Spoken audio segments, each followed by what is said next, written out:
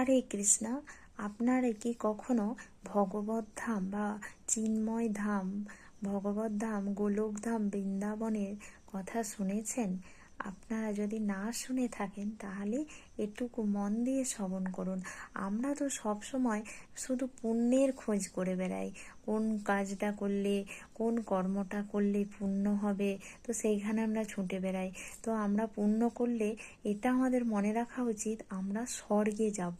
তো এর থেকে আমরা বেশি কিছুই পেতে পারি না।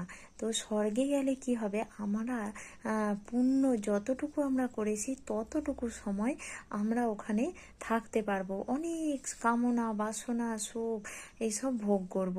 কিন্তু তারপরে সেই সময়টার পরে আমাদেরকে কোথায় পতন ঘটাতে পারে জানেন?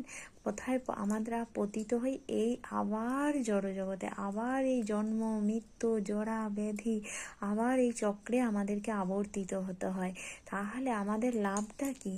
আমাদেরকে আমাদের এই মনুষ্য জীবন, এই যে দুর্লভ জীবন আমরা পেয়েছি, এই দুর্লভ জীবনের একমাত্র উদ্দেশ্য হচ্ছে ভগবত ধাম ফিরে যাওয়া, ভগবানের প্রকৃত আলয়, আমাদের প্রকৃত আলয়, ভগবানের না, আমাদের প্রকৃত আলয় ভগবত ধামে ফিরে যাওয়া।